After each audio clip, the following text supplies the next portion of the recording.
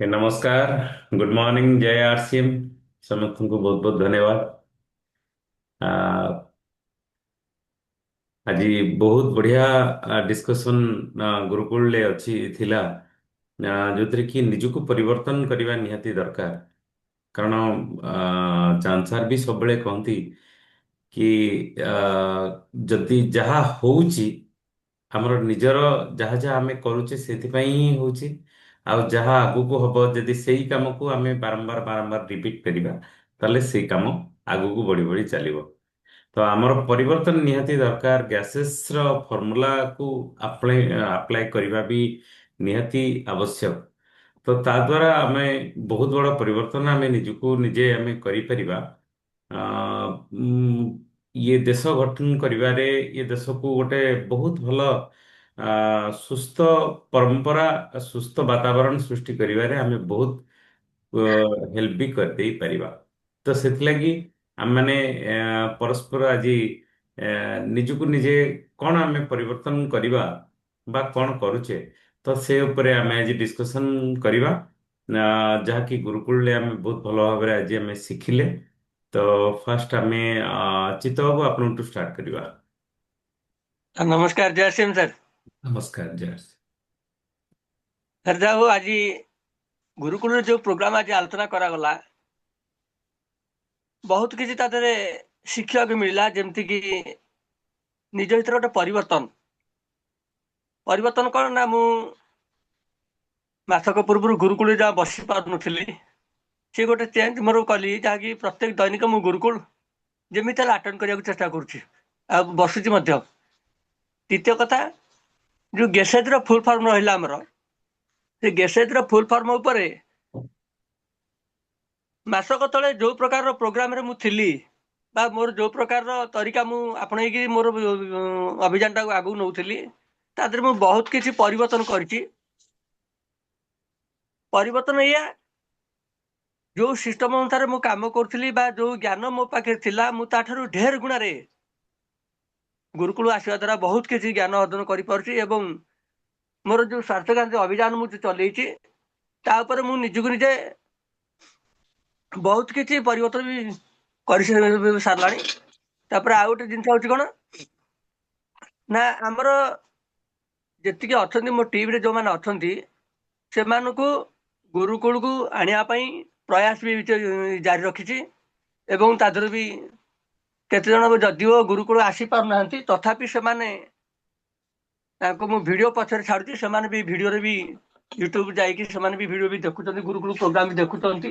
ଏବଂ ସେମାନଙ୍କ ସହିତ ବି ମୁଁ ବି ଡିସ୍କସନ ବି କରୁଛି ସେ ବାବଦରେ। ବାକି ରହିଲା ଆଉ ଗୋଟେ କଥା ହଉଛି କଣ ନା, ଗୁରୁକୁଳକୁ ଆସିବା ଦ୍ୱାରା ଗୋଟେ ପ୍ଲସ୍ ପଏଣ୍ଟ ଏଇଆ ହଉଛି,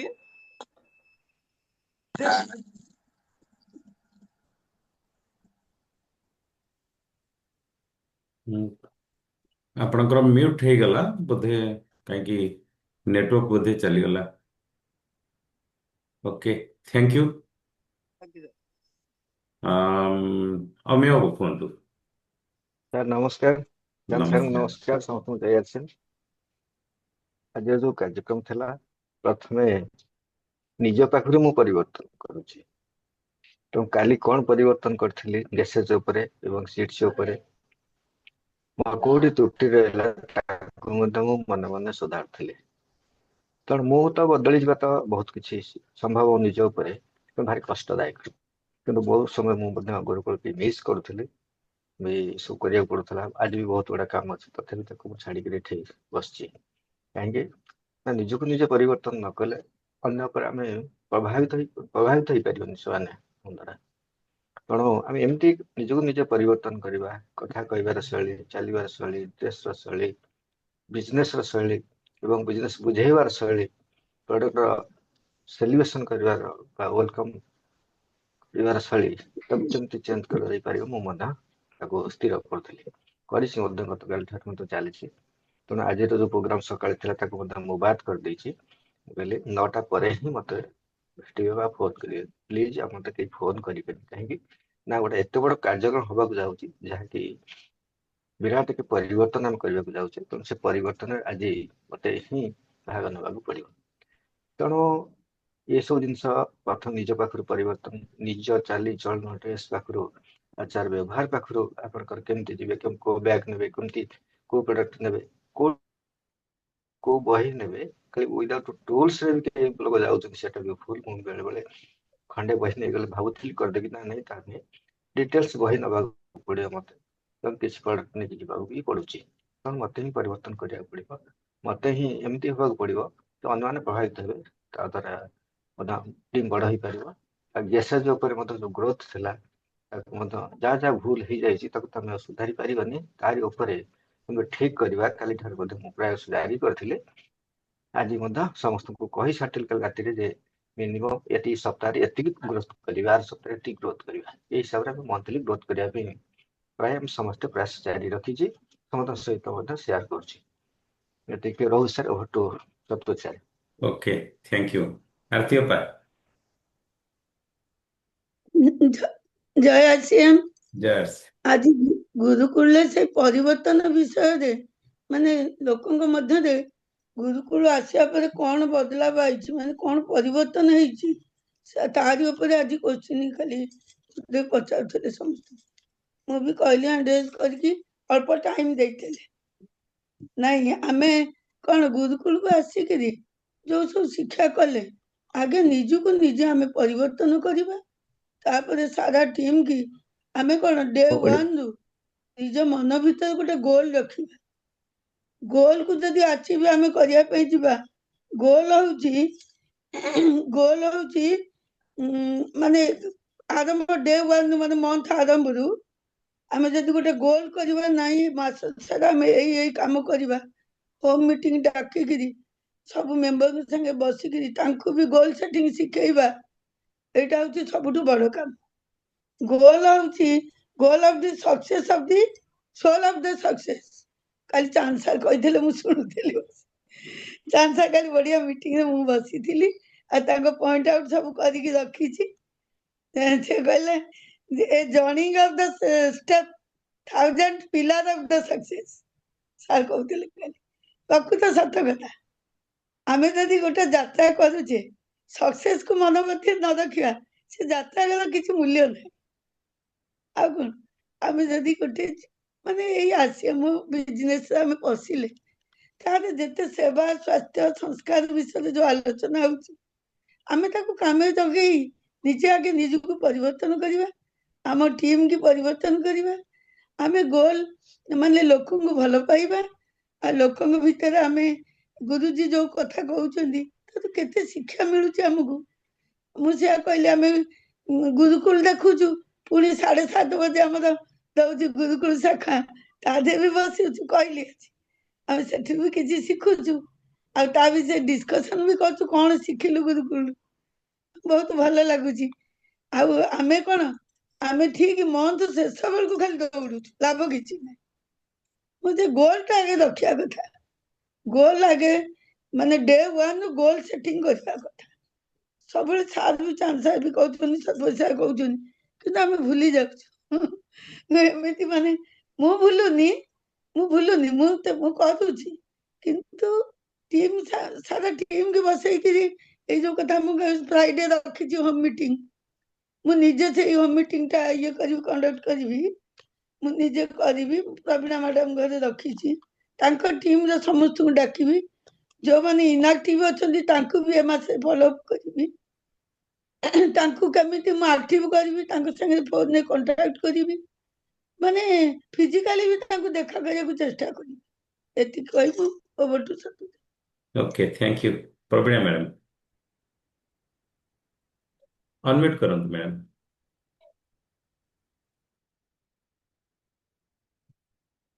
ओके सर नमस्कार आगे नहीं बाबा उठी ना हाँ रख देता आगे सर मुझे जो दिन ठू मु गुरुकुल जॉइन कलेनी पॉइंट आउट करके लेखिकी रखे मझे मझे देखे सब जन को थरे कहले से शुणिबेनी दी थर कहले से शुणिबेनी तृतीय थर कहला पर किसी रेस्पॉन्ड आछे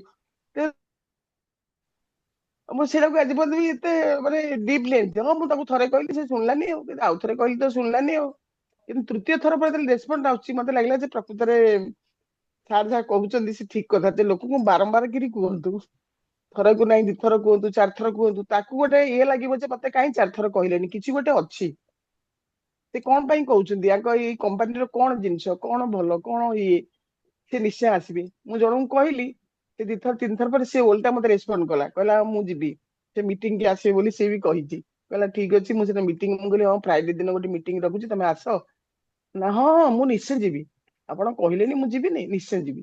ତାଙ୍କୁ ଫେର ଶୁକ୍ରବାର ଦିନ ଫ୍ରାଇଡେ ଦିନ ସକାଳେ ତାଙ୍କୁ କଣ୍ଟାକ୍ଟ କରିବି, ସିଏ ଆସିବେ। ମୁଁ ସବୁ ସେ ତିନି ଚାରିଥର ମଣିଷ ମାତ୍ର କେତେ ସାର୍ ଇଗୋ ସମସ୍ତଙ୍କର ଅଛି, ଅଳ୍ପ ବହୁତ ହେ ମୁଁ ତାକୁ କହିଲି ସେ ଶୁଣିଲାନି, ହେ ମୁଁ କରିବିନି। ଆମେ ଇଏ ସଂସ୍ଥାର ନିୟମ ହଉଛି ତମେ ସମସ୍ତଙ୍କୁ ପ୍ୟାର ସେ ବୁଝାଅ, ପ୍ୟାର ସେ ଆଣ, ପ୍ୟାର ସେ ରଖ, ତେବେ ହେଲେ ସଂସ୍ଥା ଚାଲିବ। ଏଇଟା ହଉଛି ଫ୍ରେଣ୍ଡସିପ ର ସଂସ୍ଥା, ଏଇଟା ସମସ୍ତଙ୍କୁ ସାଙ୍ଗ କରି ସମସ୍ତଙ୍କୁ ଆପଣେଇକି ସବୁ ଜିନିଷ କଲେ ହିଁ ଯାଇକି ଏଇଟା ଚାଲିବ। ମୋ ମତେ ଯେତିକି ମୁଁ ଭାବୁଛି, ମୋ ପାଖେ ତ ଉପରେ ତ ବହୁତ ବଡ ବଡ ମାନେ ଅଛନ୍ତି, ମୋର ଯେତିକି ଚିନ୍ତାଧାରା ମୁଁ ଭାବୁଛି ଯେ ଲୋକଙ୍କ ସାଙ୍ଗେ ମିଟ୍ କରି ରାତି ପାଇଲେ ଲୋକଙ୍କ ସାଙ୍ଗେ ତାଙ୍କର ଭଲ ମନ୍ଦ ବୁଝି ଯଦି ଆମେ କିଛି କରିପାରିବା, ତେବେ ଆମେ କିଛି ବହୁତ କିଛି କରିପାରିଲେ ବୋଲି ମୁଁ ଭାବୁଛି। Thank you sir. Okay, thank you. ସେବାର ମନୋବୃତ୍ତି ରଖିକି କଲେ ସବୁ କିଛି ହେଇଯିବ। ବାସ୍। ଓକେ, ମିତାଞ୍ଜଳି ମ୍ୟାଡ଼ାମ ଅନମ୍ୟୁଟ କରନ୍ତୁ ମ୍ୟାଡ଼ାମ।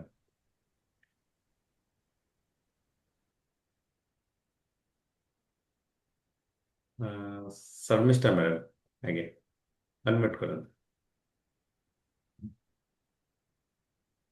ଜୟ ଶ୍ରୀମ୍ ସାର୍। ଜୟ ଆସେନ।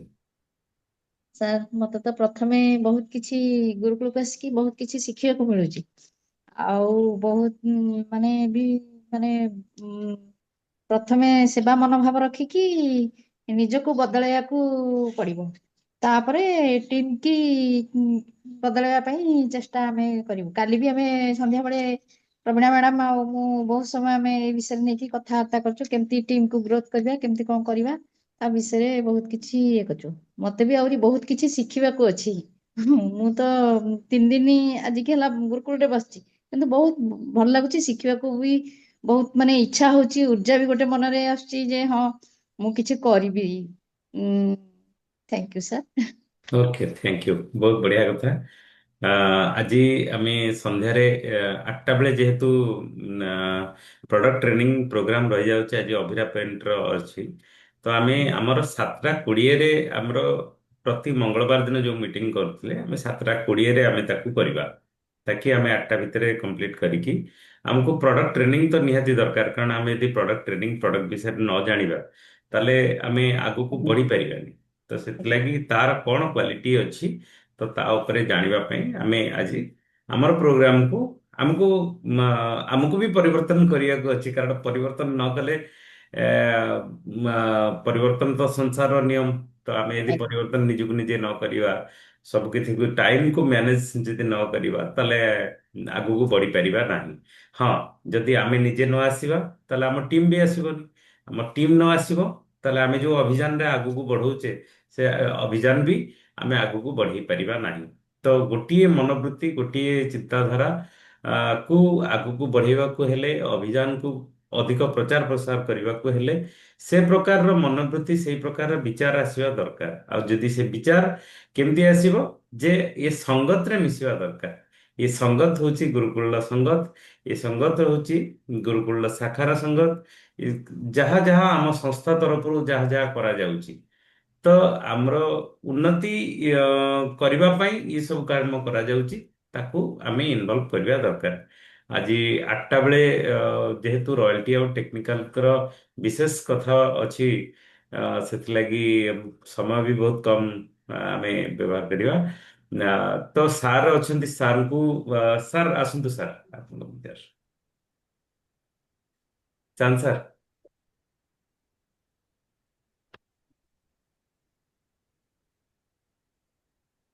ନମସ୍କାର।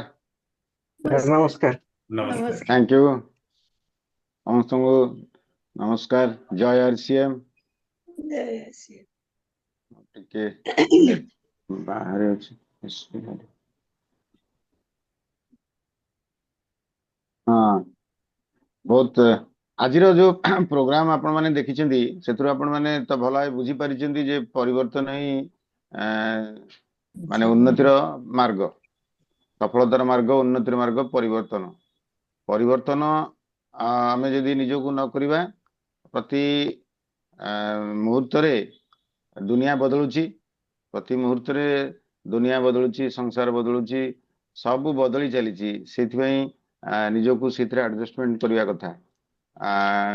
ସେ ଆପଣମାନେ ଜାଣିଥିବେ ଡାରୱିନକୁ, ଯିଏ ଓରିଜିନ ଅଫ ସ୍ପେସିସର ଆରମ୍ଭ କହିଥିଲେ ଯେ ସମସ୍ତଙ୍କଠୁ ଶକ୍ତିଶାଳୀ ଜୀବ କି ସମସ୍ତଙ୍କଠୁ ବୁଦ୍ଧିମାନ ଜୀବ କି ବ୍ୟକ୍ତି କି ଯେକୌଣସି ଜୀବ ଯେ ବଞ୍ଚି ରହିବ, ସଫଳ ହବ, ସେଟା ଗ୍ୟାରେଣ୍ଟି ନାହିଁ।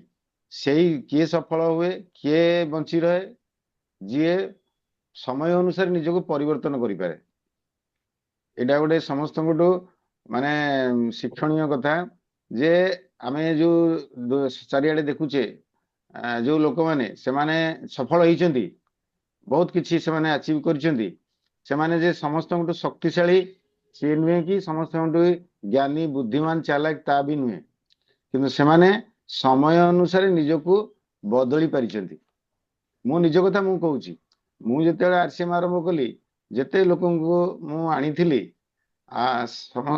ତାଙ୍କ ଭିତରେ ବହୁତ ବହୁତ କାମ କରିବା ବ୍ୟକ୍ତି, ବହୁତ ବୁଦ୍ଧିମାନ ଥିଲେ, ବହୁତ କାର୍ଯ୍ୟକ୍ଷମତା ଥିଲେ, ମୋଠୁ ଯଥେଷ୍ଟ କାର୍ଯ୍ୟ କରିବାର କ୍ଷମତା, ବୁଦ୍ଧିମାନ, ଲିଡରସିପ କ୍ୱାଲିଟି ବହୁତ ମୋ ସହିତ ଥିଲେ। କିନ୍ତୁ ସେମାନେ ସବୁ ସମୟ ଅନୁସାରେ ନିଜକୁ ପରିବର୍ତ୍ତନ କରିପାରିଲେନି, ସମୟ ଅନୁସାରେ ନିଜକୁ ପରିବର୍ତ୍ତନ କରିପାରିଲେନି, ଯାହାଦ୍ୱାରା କି ଧୀରେ ଧୀରେ ସେମାନେ ରହିଗଲେ, ଆଉ ସଫଳ ହେଇପାରିଲେ ନାହିଁ। ତ ଇଏ ଆମକୁ ଶିକ୍ଷା ଦିଏ। ଆଜି ସେଇ କନସେପ୍ଟ ଉପରେ ଟିସିଜିଙ୍କର ପୁରା ପ୍ରୋଗ୍ରାମ ବହୁତ ଭଲ ଥିଲା, ତାକୁ ଆପଣ ମାନେ ବି ବାର ବାର ଦେଖନ୍ତୁ। ଆଉ ଗୋଟେ କଥା ଯେ ଆଉ ଗୋଟେ ସଫଳତାର ଆଉ ଗୋଟେ ପ୍ରିନ୍ସିପୁଲ ଅଛି, ସେଇଟା ୟୁନିଭର୍ସାଲ ପ୍ରିନ୍ସିପୁଲ। ବହୁତ ବଡ ବଡ ମାନେ ସଫଳ ଲୋକମାନଙ୍କର କଥା ଯେ ଆମେ ଯୋଉ କାମ କରୁଛେ, ଆମେ ଯୋଉ ସଫଳ ହଉଛେ, ଯୋଉ ବ୍ୟକ୍ତି ମାନେ ଯୋଉ କାମ କରୁଛନ୍ତି ସେଥିରେ ସଫଳ କିଛି ଲୋକ ହଉଛନ୍ତି, କିଛି ବିଫଳ ହଉଛନ୍ତି। ତ ସଫଳ ହଉଥିବା ଲୋକମାନଙ୍କୁ ଯୋଉ କାମ କରିବାକୁ ପଡୁଛି, ବିଫଳ ହଉଥିବା ଲୋକମାନେ ମଧ୍ୟ ସେଇ କାମ କରୁଛନ୍ତି, କିନ୍ତୁ ଆସ୍ତେ ଆସ୍ତେ କଣ ହଉଛି ନା ସେ କାମକୁ ବିଫଳ ଲୋକମାନେ କରୁନାହାନ୍ତି, କିନ୍ତୁ ସଫଳ ଲୋକମାନେ କରୁଛନ୍ତି, ଆଉ ତାକୁ ଆଦତ ମାନେ ଅଭ୍ୟାସରେ ପରିଣତ କରିଦେଇଛନ୍ତି। ଯେମିତି ଗୋଟେ ଏକ୍ସାମ୍ପଲ ଦେଇକିରି କୁହାଯାଏ ଯେ ସକାଳୁ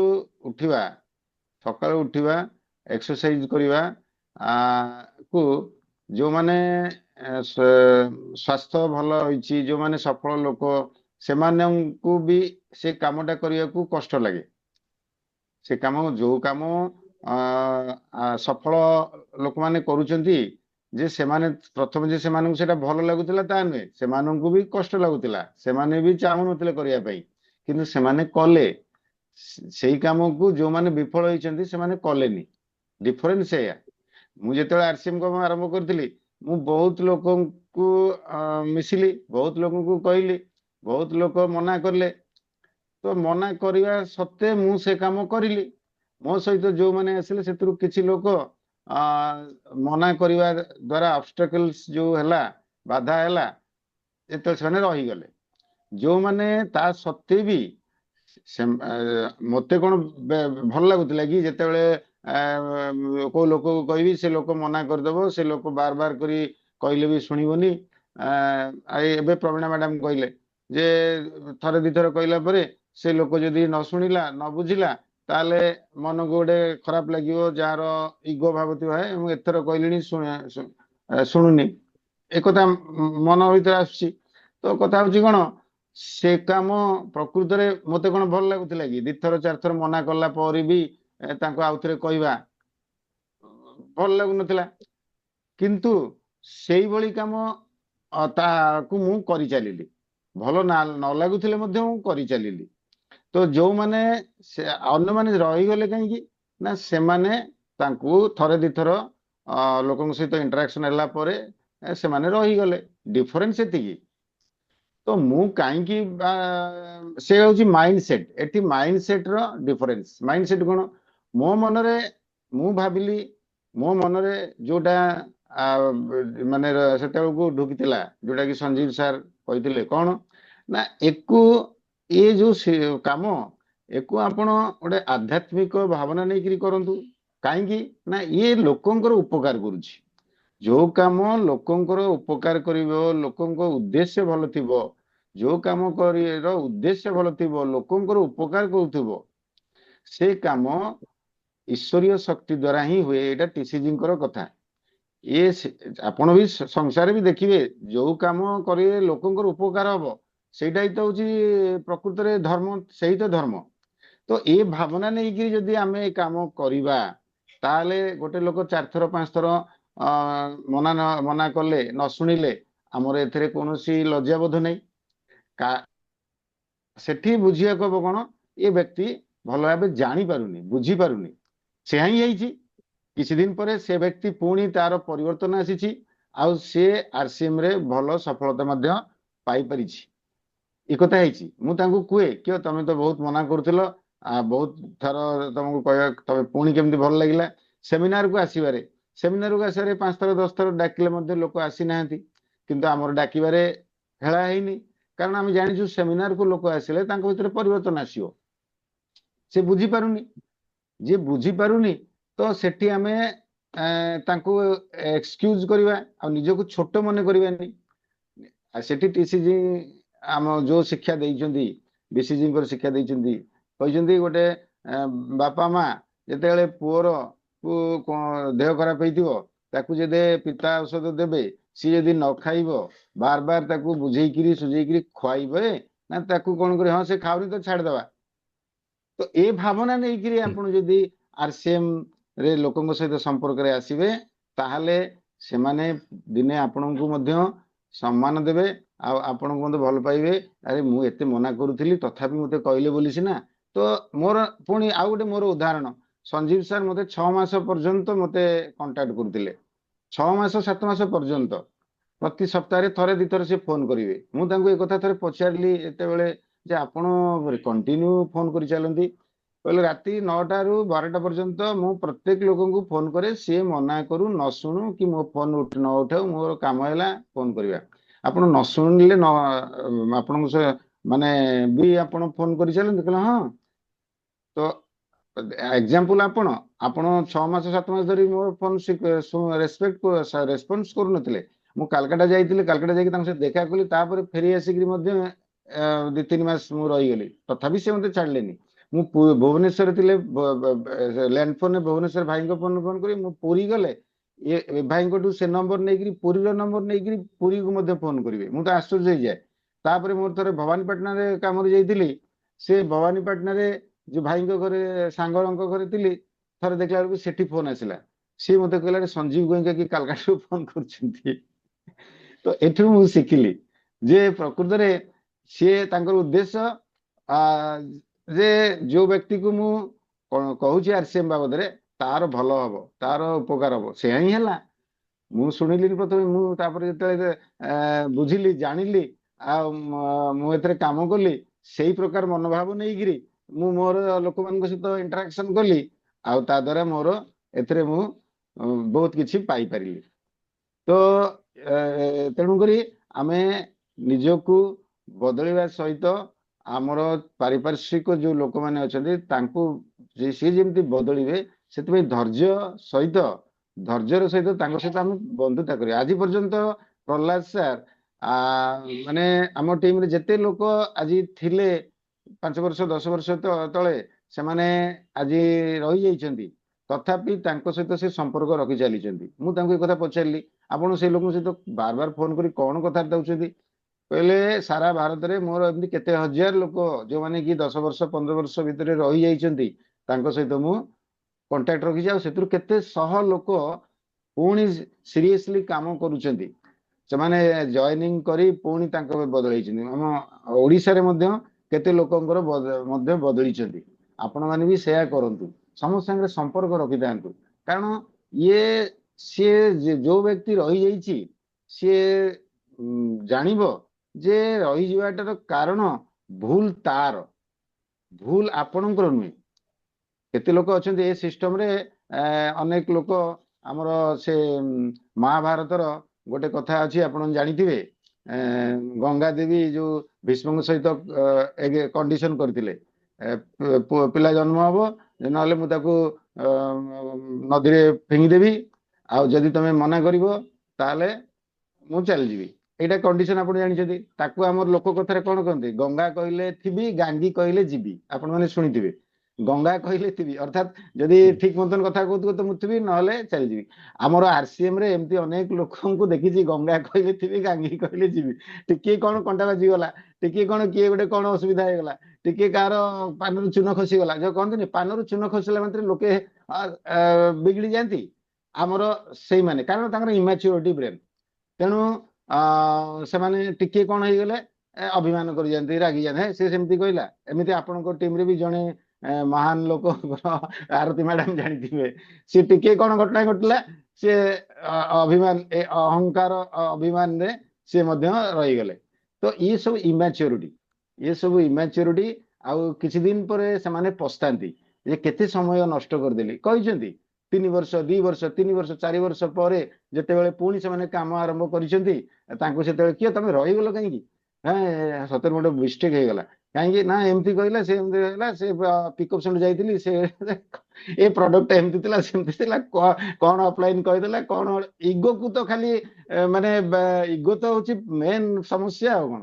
ତ ସେମାନେ ରହିଯାଇଥାନ୍ତି, ପୁଣି ଯେତେବେଳେ ବୁଝନ୍ତି, ମ୍ୟାଚୁରିଟି ଆସେ, ସେମାନେ ପୁଣି ଆସନ୍ତି, ସେମାନଙ୍କର ପୁଣି କାମରେ ଲାଗିଯାଆନ୍ତି, ସେମାନେ ସଫଳତା, ତାଙ୍କ ଭିତରେ ଟ୍ୟାଲେଣ୍ଟ ଥାଏ, ବହୁତ ଟ୍ୟାଲେଣ୍ଟେଡ ଲୋକ, ବହୁତ କାର୍ଯ୍ୟକ୍ଷମତା ଲୋକ, ଟିକେ ଟିକେ ଅଭିମାନରେ, ଟିକେ ଟିକେ ଏଥିରେ କଣ୍ଟା ବାଜିଲେ ସେମାନେ ରହିଯାଇଛନ୍ତି। ତେଣୁ ଇଏ ଗୋଟେ ମହାନ କାର୍ଯ୍ୟ ଭାବିକିରି ଯୋଉ ଆମର ଡାଇଲଗ ଅଛି, ଟିସିଜି କହନ୍ତି ଗର୍ବ କେ ସାଥ ବୋଲୋ ଆରସିଏମ ମେ କର ରହା ହूं, ନିଜକୁ ଗର୍ବ କରନ୍ତୁ। ଆଜି ସାରା ଭାରତରେ ରୂପାନ୍ତରଣ ଯାତ୍ରାରେ କେମିତି କେତେ ଲକ୍ଷ ଲକ୍ଷ ଲୋକ କୋଉ ଭଳି ଭାବରେ ଚାଲିଛି କାମ, ଡିସେମ୍ବର 24 ପର୍ଯ୍ୟନ୍ତ ସେ ବୁଲି ଚାଲିଛି, ଯୋଉଥିରେ ଆପଣ ଦେଖୁଛନ୍ତି ହଜାର ହଜାର ଲୋକ ଯାଉଛନ୍ତି। ତ ଏଥିରେ ଆରସିଏମ ର ଯୋଉ ପ୍ରକାର ଯୁଗ ପରିବର୍ତ୍ତନ ଆଣୁଛି ଦେଶ ରୂପାନ୍ତରଣ ଯାତ୍ରା ଦ୍ଵାରା, ତ କେତେ ମହାନ କାମ ଆରସିଏମ କରୁଛି। ତ ଦେଶ ବଦଳେଇବା, ଯୋଉ ଆପଣ ମାନେ ଶୁଣୁଥିବେ, ଆମେ ଦେଶ ବଦଳେଇବା, ଆମେ ସମାଜ ବଦଳେଇବା, ଆମର କାମ ଆମେ ଦେଶକୁ ବଦଳେଇବା, ଏହା ମାନେ କଣ, ଆମେ ଏମିତି କାମ କରୁଛୁ, ସେ କାମକୁ ଆମେ କରିବା ଦ୍ଵାରା ଏଥିରେ ଦେଶ ବଦଳିବା, ଲୋକଙ୍କର ପରିବର୍ତ୍ତନ ହବା, ଲୋକେ ମାନେ ସୁଖ ଶାନ୍ତି ସମୃଦ୍ଧିରେ ରହିବା, ସେଇଥିରେ ସେ କାମରେ ଅଛି। ଆରତୀ ମ୍ୟାଡାମଙ୍କର କାଲି ମୁଁ ଯାହା ମୋ ଯାହା ପ୍ରୋଗ୍ରାମରେ ଗୋଟେ ଯୋଡ଼େ କଥା କହୁଥିଲେ, ଆଉ ମଧ୍ୟ ଶୁଣିଥିବେ, ଗୋଟେ ଛୋଟ ମୁଁ ଗପ ଦ୍ଵାରା। ମୁଁ କିଛି କହିବାକୁ ଚାହୁଁଛି ସାର୍, ଆଜ୍ଞା, ମୁଁ କିଛି କହିବାକୁ ଚାହୁଁଛି, ଅନୁରୋଧ ହଁ କରୁଛି। ହଁ, काली କୁହନ୍ତୁ କୁହନ୍ତୁ। ଆପଣଙ୍କ प्रोग्राम रे सुरेंद्र जी जो कहले, मेरी शरीर में सारा चमड़ा को उतार कर जूता भी बनाकर 4 साल के लिए मैं पहन सकती हूँ। ସେ बहुत ସେ अच्छा ଇମୋସନାଲ, लगा। ସେଇଟା ଇମୋସନାଲ ହେଇକିରି ସେମିତି ଗୋଟେ କଥା ଇମୋସନାଲ ତାଙ୍କ ଭାବଟା ମୁଁ ମାନିବାକୁ ପଡୁଛି, ସେଇଟା କହୁଛି। ନାଇଁ, ଏମିତି ଆମେ ମହାନ ଲୋକ ନୁହେଁ, ମହାନ ଲୋକ ନାଇଁ ତ ଆପଣ ହଉଛନ୍ତି ମହାନ ଲୋକ। ନାଇଁ, ଠାକୁର ବି କହିଛନ୍ତି କାହାର ସମ୍ମୁଖରେ ପ୍ରଶଂସା କରିବନି, କିନ୍ତୁ ଏଇଟା ତାଙ୍କର ଭାବଟା ମୁଁ ଦେଖିକି ବହୁତ ଖୁସି ଲାଗିଲା। ଯାହା ହଉ ତାଙ୍କ ଆଚ୍ଛା, ଗୁରୁଙ୍କ ପ୍ରତି ହଁ ସେ ସମ୍ମାନ ଅଛି। ତାଙ୍କର ସେ ତାଙ୍କର ସେ ମତେ ଅଛି ମତେ ସମସ୍ତଙ୍କର ଆମର। ରାଉରକେଲାରେ ଦେଖିକିରି କହିଲେ ଆତିଜି ଆପ ଆତିଜି ହେ। ନା ବହୁତ ଭଲ। ଆପଣଙ୍କର ଆଜିର ଗୁରୁକୁଳରେ ଆପଣଙ୍କର ଯୋଉ କଥା ମୁଁ ଶୁଣୁଥିଲି, ଆପଣ ବହୁତ ବଢିଆ କଥା କହିଲେ, ଆଉ ଗୁରୁକୁଳ ଶାଖା ବିଷୟରେ ମଧ୍ୟ କହିଲେ। ଏଇଭଳି ପ୍ରତିଦିନ ଯଦି ଆପଣ କିଛି କିଛି ପଦେ ଦିପଦ କହିବେ, ତାହେଲେ ବହୁତ ସମସ୍ତେ ଆପଣଙ୍କର ଟିମର ଆମକୁ ବହୁତ ଖୁସି ଲାଗିବ। ତ ମୋର ଯୋଉ କଥାଟା ମୁଁ କହିକିରି ଏଣ୍ଡିଙ୍ଗ କରୁଛି, ନା ଆମେ ଆମେ ବି ଗୁରୁ ଆଜ୍ଞା ମାନୁଛୁ। ନିଶ୍ଚିତ ସେ କଥାଟା ହଉଛି କଣ, ଦେଖନ୍ତୁ ଆରସିଏମ କାମକୁ ଆମେ ଯୋଉ କହୁଛେ ଯେ ଦେଶ ବଦଳିବ, ସାଧାରଣ ନୂଆ ଲୋକମାନେ ଯୋଉମାନଙ୍କର ପୁରା ବୁଝି ପାରିନାହାନ୍ତି ସେମାନେ କହିବେ କଣ ଆମେ କାମ କରିବା ଯେ ଦେଶ ବଦଳେଇ ଦବୁ, ଆମେ ଆମେ କଣ ଦେଶ ବଦଳେଇବୁ, ଆମେ କଣ ଅମୁକ କରିଦବୁ, ଇଏ କାମ କଣ ଯେ ଦେଶ ବଦଳେଇ ଦବୁ। ଇଏ ଇଆର ବୁଝିବାର ବୁଝିବା ପାଇଁ ଗୋଟେ ଛୋଟ ଏକ୍ଜାମ୍ପଲ ଗୋଟେ ଅଛି, ସେଇଥିରୁ ବୁଝି ହେଇযাব। କାଲି ସେଇଟା ମୁଁ କହୁଥିଲି, ମାନେ ଗୋଟେ ବିରାଟ ଗୋଟେ ବିଲ୍ଡିଂ ତିଆରି ଚାଲିଥିଲା। ଲେଖିଛି ଗୋଟେ ସବୁ। ବିରାଟ ବିଲ୍ଡିଂ ତିଆରି ଚାଲିଥିଲା, ସେଠି ବହୁତ ଲୋକ କାମ କରୁଥିଲେ। ତ ଜଣେ ବ୍ୟକ୍ତି ପଥିକ ଜଣେ ଯାଉଥିଲେ, ଜଣକୁ ପଚାରିଲେ ଯେ ଏଠି କଣ ହଉଛି, କଣ କରୁଛ ତମେ? କହିଲା ତମେ ଦେଖିପାରୁନ? ଆ ମୁଁ କାମ କରୁଛି, କାମ କଲେ ମୁଁ ଗୁଜରାଣ ମେଣ୍ଟେଇବି ଆଉ କାମ ରୋଜଗାର କରିବି, ସେଇଥିପାଇଁ କାମ କରୁଛି। ସେ ଇଟା ସିମେଣ୍ଟ ଧରିକି ବୋହାବୋହି କରି କାମ କରୁଥିଲା। ସେ ଏମିତି ଭାବରେ ବିରକ୍ତି ଭାବରେ କହିଲା। ଆଉ ଜଣେ ଲୋକଙ୍କୁ ପଚାରିଲେ, ସେ କହିଲା ତମେ ଏଠି କଣ କରୁଛ? ସେ କହିଲା ମତେ ଏଇ ପାଚିରିଟାରେ ମୁଁ ଏଠି ଗୋଟେ ପାଚିରି ହଉଛି, ସେ ପାଚିରିରେ ମୁଁ ତାକୁ ଏଇ ଦାୟିତ୍ୱ ମୋର ଅଛି। ତୃତୀୟ ଲୋକଙ୍କୁ ଯେତେବେଳେ ପଚରା ଗଲା ତମେ କଣ କରୁଛ ଏଠି, କହିଲେ ମୁଁ ଗୋଟେ ବିରାଟ ହସ୍ପିଟାଲ ହବାକୁ ଯାଉଛି, ଏ ଦେଶର ସମସ୍ତଙ୍କଠୁ ମାନେ 1 ନମ୍ବର ହସ୍ପିଟାଲ ହବ, ଯୋଉଠି କି ସାରା ପୃଥିବୀର ମାନେ ସମସ୍ତଙ୍କଠୁ ବେଷ୍ଟ ଟେକ୍ନୋଲୋଜିରେ ଏଠି ଟ୍ରିଟମେଣ୍ଟ କରାଯିବ, ବେଷ୍ଟ ଡକ୍ଟର ଏଠିକି ଆସିବେ, ଆଉ ଇଏ ଏତେ ହଜାର ହଜାର ଲୋକଙ୍କର ସେବା କଲା ଭଳି ବ୍ୟବସ୍ଥା କରାଯାଉଛି। ତ ସେ ହସ୍ପିଟାଲର ଉଦ୍ଦେଶ୍ୟ କଣ, ସେ ହସ୍ପିଟାଲର କଣ ମାନେ ଲୋକଙ୍କର ଉପକାର କରିବ, ସେ ବିଷୟରେ ଏତେ ଗର୍ବର ସହିତ କଲା। କିନ୍ତୁ ସେ କାମ କରୁଥିଲା କଣ, ସେ ପାଚିରିରେ ଇଟା ଲଗଉଥିଲା ଆଉ ମିସ୍ତ୍ରୀ କାମ କରୁଥିଲା। କିନ୍ତୁ ତାର ମନରେ ଭାବ ଥିଲା ଯେ ମୋର ଏଇ କାମ ଏତେ ବଡ କାମ ପାଇଁ ଗୋଟେ ଅଂଶ। ଏମିତିକା ଶ୍ରୀରାମଚନ୍ଦ୍ର ଯେତେବେଳେ ଯାଉଥିଲେ, ସେତେବେଳେ ଗୁଣ୍ଡୁଚି ମୂଷା ଆସିକି ଯେତେବେଳେ ବାଲି ପକେଇ ଦଉଥିଲା, ସିଏ କଣ ସେଠି କଣ ଉଦ୍ଦେଶ୍ୟ କଣ, ଯେ ଏତେ ବଡ ଯୋଉ ଗୋଟେ କାମ ଚାଲିଛି, ସେ କାମରେ ମୋର କିୟଦଂଶ ହଉଛି, ମୁଁ ଏଥିରେ ଭାଗିଦାର, ଯେ ମୁଁ ଏଇ କାମ।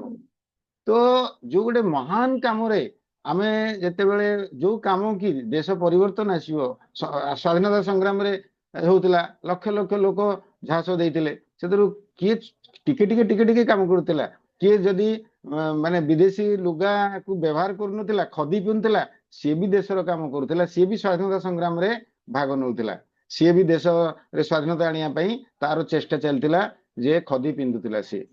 ତ କେବଳ ଯୋଉ ସୂତା ଅରଟରେ ସୂତା ତିଆରି କରିବା, ଏହା ଦ୍ୱାରା ଦେଶ ସ୍ୱାଧୀନତାରେ ସିଏ ବି ଅଂଶ ଥିଲା, ଖାଲି ଅରଟରେ ସୂତା ତିଆରି କରିବାଟା। ଇଏ ହେଉଛି ଭାବନା ଉପରେ ନିର୍ଭର କରେ। ଏଇ କନସେପ୍ଟ ହେଉଛି ଆରସିଏମ ର। ଇଏ ଯୋଉ ସାରା ଭାରତରେ ଆଜି ଲକ୍ଷ ଲକ୍ଷ ଲୋକ ଆରସିଏମ କାମରେ ଲାଗିଛନ୍ତି। ତ ଆମେ ପ୍ରତ୍ୟେକ ଆମ ହିସାବରେ ଯାହା ଆମେ କରିପାରିବା ସେଇଟା କରିବା, କୋଉଥିରେ ନା ଏଇ ଯୋଉ ପରିବର୍ତ୍ତନ ହଉଛି ସାରା ଦେଶରେ, ସେଥିରେ ଆମର ମଧ୍ୟ ଭାଗିଦାରୀ ଅଛି। ଯେତେବେଳେ ଇତିହାସ ଲେଖାଯିବ, କିଛି ବର୍ଷ ପରେ, ଯେ ଆରସିଏମ ର ଯୋଉ ଅବଦାନ, ସେଥିରେ ତ ପ୍ରତ୍ୟେକ ଯୋଉମାନେ ସଫଳ ହେଇଛନ୍ତି ଆରସିଏମ ରେ କାମ କରିକିରି, ସେମାନଙ୍କର ମଧ୍ୟ ଅଂଶୀଦାର ସେମାନେ ନା। ତେଣୁ ଇଏ ଗୋଟେ ବହୁତ ମହାନ କାମରେ ଆମେ ମାନେ ଭାଗ ନେଇଛି, ଏଇ ଭାବନା ମନରେ ରଖନ୍ତୁ। ତେଣୁ ଯୋଉ ଲୋକମାନେ ଆପଣଙ୍କ କଥା ବୁଝି ପାରୁନାହାନ୍ତି, ସେମାନେ ଟିକେ ଡେରିରେ ବୁଝନ୍ତି, କେତେ ଲୋକ ଶୀଘ୍ର ବୁଝନ୍ତି, କିଛି ଲୋକ ଡେରିରେ ବୁଝନ୍ତି, କିଛି ଲୋକ ନିଜେ ଲିଡର, ଯିଏ ଯାହାର ଲିଡର ମେଣ୍ଟାଲିଟି, ସିଏ ପ୍ରଥମେ ଆଗେ ବୁଝେ, ସେ ଆଗେ ଆଗେଇ ଯାଏ।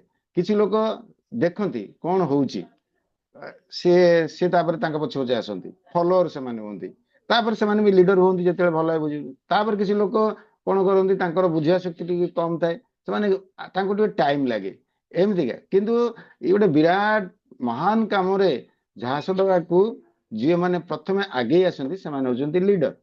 ଆଉ ଅନ୍ୟମାନେ ମଧ୍ୟ ଆସିବେ, ସେମାନେ ମଧ୍ୟ ଆହୁରି ଭଲ କାମ କରୁଛନ୍ତି, କରିବେ, କିନ୍ତୁ ତାଙ୍କୁ ଟିକେ ବୁଝିବା ପାଇଁ ଟାଇମ ଲାଗେ। ସେଥିପାଇଁ ହତାଶ ହେବେନି, ଆଉ ସେଥିପାଇଁ ଆପଣ ମାନେ ନିଜକୁ ଛୋଟ ମନେ କରିବେନି, ଯେ ମୋ କଥା ଶୁଣିଲାନି ଆଉ ମୁଁ ଏତେ କହୁଛି, ସେଗୁଡ଼ା ଜମା ଶୁଣିବେନି। ବନ୍ଧୁତା ରଖିଥିବେ, ସାଙ୍ଗସାଥି ରଖୁଥିବେ, ଆପଣ କଣ କରୁଛନ୍ତି ତା ମଧ୍ୟ ସେମାନଙ୍କୁ କହୁଥିବେ, ସେମାନେ ଶୁଣିବେ ହିଁ ଶୁଣିବେ, ଆସିବେ ହିଁ ଆସିବେ। ଏ 20 ବର୍ଷ ଅନୁଭୂତିରେ ମୁଁ ଅନେକ ଲୋକଙ୍କୁ ସେମିତି ଦେଖିଛି।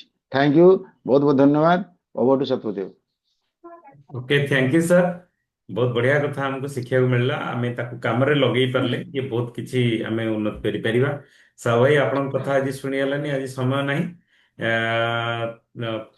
ଆମେ କାଲି ଶୁଣିବା। କାଲି ଆହୁରି ଅଧିକା ସାଥୀ ମାନଙ୍କୁ ଇନଭାଇଟ୍ କରନ୍ତୁ। ଆଉ ଆଜି ଯୋଉ ରାତିରେ ଯୋଉ ମିଟିଂ ସାତଟା 20ରେ କରିବା। ତ ମ୍ୟାକ୍ସିମମ୍ ସାଥୀଙ୍କୁ ଇନଭାଇଟ୍ କରନ୍ତୁ, କାରଣ ଏ ପ୍ରକାରର ଯେତେ ବହୁତ ବଢିଆ ବିଚାର, ସାର୍ଙ୍କର ଏତେ ବଢିଆ ବିଚାର, ଆମେ ଗୁରୁକୁଳରେ ଏତେ ବଢିଆ ବିଚାର ଶୁଣିଲେ, ତ ଇଏ ଆମ ଟିମ୍ ଲୋକ ଜାଣିଲେ ତ ପୁଣି ଆମେ ଆଗକୁ ବଢିପାରିବା।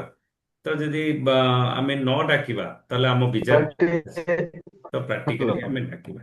Okay, thank you. ସାର୍ ଟିକେ ଲିଙ୍କ ଶୀଘ୍ର ପଠେଇବେ ଆଉ। ହଁ, ମୁଁ ଲିଙ୍କ ଏବେ ପଠେଇ ଦଉଛି। ସାର୍ ମିଟିଂ ମିଟିଂ ପରେ ଷ୍ଟାର୍ଟ ବି ଲିଙ୍କ ହେଇଗଲାଣି, ପଠେଇବେ ସାର୍ ଆଉ। ଟେକ୍ନିକାଲ ଆଚିଭର ମିଟିଂ ଷ୍ଟାର୍ଟ ହେଇଗଲାଣି।